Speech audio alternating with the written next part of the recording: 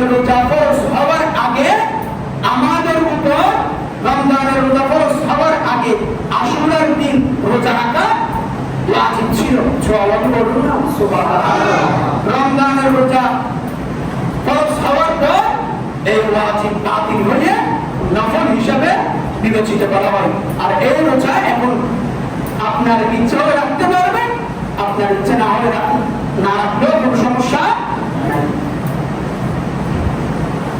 রাসূল পাক সাল্লাল্লাহু আলাইহি ওয়াসাল্লাম যখন মদিনা শরীফের মধ্যে আগমন করলেন তখন তিনি দেখলেন ইহুদিগণ ওই আশুরার দিন রোজা রাখলো। নবী করিম সাল্লাল্লাহু আলাইহি ওয়াসাল্লাম তাদেরকে জিজ্ঞেস করলেন, কি ব্যাপার, তোমরা এই দিনে রোজা রাখলা কেন? তখন ওই ইহুদিগণ বলতে লাগলেন, এই দিন হলো একটি উত্তম দিন। এই দিনে মহান আল্লাহ তাআলা বনি ইসরাঈলকে তাদের শত্রুর হাত থেকে রক্ষা করেছিলেন। আল্লাহু বলুন না সুবহানাল্লাহ।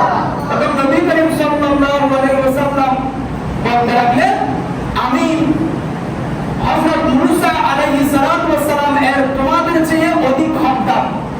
এটা বলার পর তিনি রোজা রাখা শুরু করলেন এবং অন্যদেরকে রোজা রাখার জন্য তাদের দিলেন, নির্দেশ দিলেন। আল্লাহু বলুন না সুবহানাল্লাহ। অর্থাৎ ইহুদিরা এই আশুরার দিন ঠিক রাখে, রোজা রাখে। আশুরা তখন মুহররম মাসের 10 তারিখ আশুরা দিন। ওই দিন ইহুদিরা প্রথমে কি রাখতেন? রোজা রাখতেন। ওই দিনের অনেক ফজিলত, অনেক গুরুত্ব রয়েছে। আলোচনা যখন করবো তখন বুঝতে পারবেন ওই দিন কত বড় একটা দিন। মহান আল্লাহ তাআলা আমাদেরকে আশুরার দিন রোজা রাখার সেই তৌফিক দান করুন। সকলে বলুন আমিন। সালাতুন ইয়া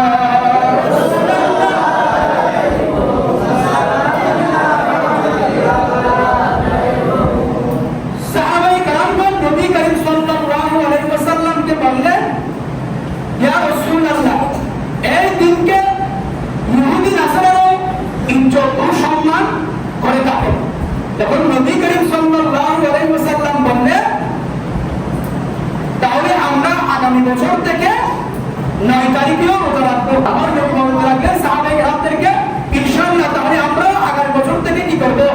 9 তারিখ রোজা রাখবো। অর্থাৎ 9 তারিখ 10 তারিখ দুইটি কি রাখবো? রোজা রাখবো।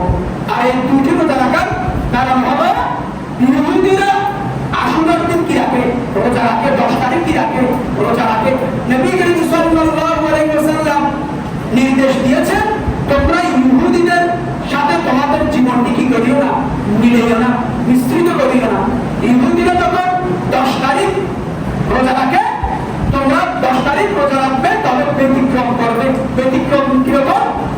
9 তারিখ একটা রাখবে। তো 9 তারিখ রাখলে তাদের সাথে আমাদের কি হচ্ছে না, মিল হচ্ছে না।